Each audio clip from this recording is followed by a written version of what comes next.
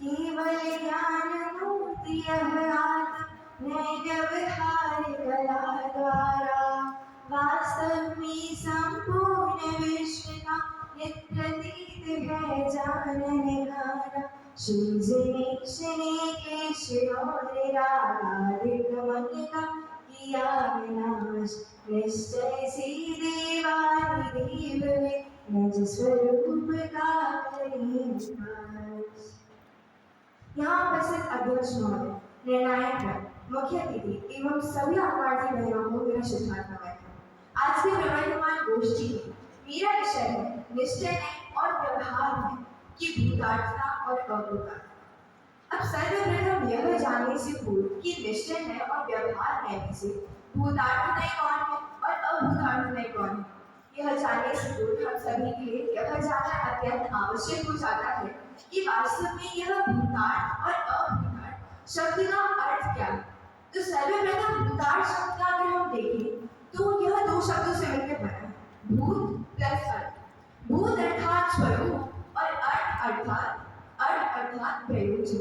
तो जिससे प्रयोजन की सिद्धि उसे यहाँ पर भूतार्थ कह दिया और उसका जस्ट अपोजिट क्या है, अभूतार्थ, जो तीन शब्दों से मिलकर बना है, अ, भूत और अर्थ। अ यानी नहीं और बाकी का अर्थ सेम है, क्या कि जिससे प्रयोजन की सिद्धि ना हुई वह अभूतार्थ बना दिया जाता है। अब नए रहस्य ग्रंथ में आदरणीय अभय कुमार पंडित जी ने लिखा, क्या लिखा कि जहाँ भूतार्थ को सत्य, यथार्थ और मोक्ष की सहायक कर दिया गया है, वहीं अभूतार्थ को क्या कहा, अविद्यमान, असत्यार्थ और मोक्ष में ही कहा। अब यहाँ प्रश्न यह उठता है कि जब वस्तु स्वरूप को जानेंगे दोनों नहीं समान विशेषता धारण करते हैं, तो फिर यहाँ पर निश्चय नय को भूतार्थ और व्यवहार नय को अभूतार्थ कहने से क्या प्रयोजन सिद्ध होता है। अगर हम देखें तो यहाँ निश्चय नय को मोक्ष मार्ग का हेतु का मोक्ष मार्ग के सहायक कहा है, इसलिए इसे भूतार्थ कह दिया और व्यवहार नय के जो विषय भूत है वह मोक्ष मार्ग के सहायक ना होने के कारण उसे ही अभूतार्थ कह दिया। अब क्या हम यहाँ पर व्यवहार नय को सर्वथा अभूतार्थ कह दें? वास्तव में अगर हम देखें तो व्यवहार नय को सर्वथा अभूतार्थ मोक्ष मार्ग की अपेक्षा से कहा जा सकता है, परंतु यह सर्वथा अभूतार्थ नहीं है।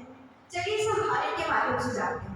अब जैसे आप ट्रेन में ट्रैवल कर रहे हैं, उसमें आपके मंजिल तक पहुंचने के लिए जो ट्रेन की टिकट है ना, जब तक आप ट्रेन में हैं तब तक वह आपके लिए भूतार्थ है, परंतु एक बार आप अपने मंजिल पे पहुंच गए, आपने ट्रेन का त्याग कर दिया, तो क्या वह टिकट भूतार्थ होगी? नहीं, फिर वह अभूतार्थ सिद्ध हो जाएगी। तो यहाँ पर इस एग्जाम्पल के माध्यम से क्या समझाना चाह रहे हैं, यहाँ यह समझाने का प्रयास किया गया है कि जब तक आपको आत्मानुभूति नहीं होती है तब तक जो व्यवहार नहीं है ना वह भूतार्थ है, परंतु एक बार आपको आत्मानुभूति हो गई तो वही व्यवहार में आपके लिए अभूतार्थ सिद्ध हो जाएगा। अब इसे एक और एग्जाम्पल के माध्यम से समझते हैं। अब अगर आपने यहाँ पर व्यवहार नहीं को सर्वथा अभूतार्थ सिद्ध कर दिया था, तो जो व्यवहार नहीं की कथन है जो हम लौकिक में प्रयोग करते हैं वह भी सर्वथा अभूतार्थ सिद्ध हो जाएंगे, अर्थात असत्य सिद्ध हो जाएंगे। कैसे कि कोई पुरुष डॉक्टर के पास गया, डॉक्टर ने कहा क्या हुआ, तो उसने कहा अरे मुझे ना बहुत तेज बुखार आ रहा है। तो क्या डॉक्टर ने कहा आपको बुखार आ रहा है? तो उसने कहा नहीं नहीं मुझे नहीं, मेरे शरीर को बुखार आ रहा है। तो क्या डॉक्टर कहेगा कि अरे आप यहाँ क्यों आए, अपने शरीर को भेजिए ना। उन्हें क्या लगा शरीर उस मरीज के पुत्र का नाम है कि आप शरीर को भेजिए, आप यहाँ क्यों आए। तो इसलिए क्या कहा कि भाई व्यवहार का निषेध नहीं किया जा सकता। अगर आपने व्यवहार में को अभूतार्थ सिद्ध कर दिया तो जो लौकिक में व्यवहार कथन होती है ना वह भी असत्य सिद्ध हो जाएंगे। यहाँ पर समय सारणी की 4वीं गाथा में इसकी टीका में 5 गुणों के माध्यम से आत्मा का स्वभाव समझाने का प्रयास करते हुए 5 उदाहरणों के माध्यम से व्यवहार में को भूतार्थ और अभूतार्थ सिद्ध किया गया।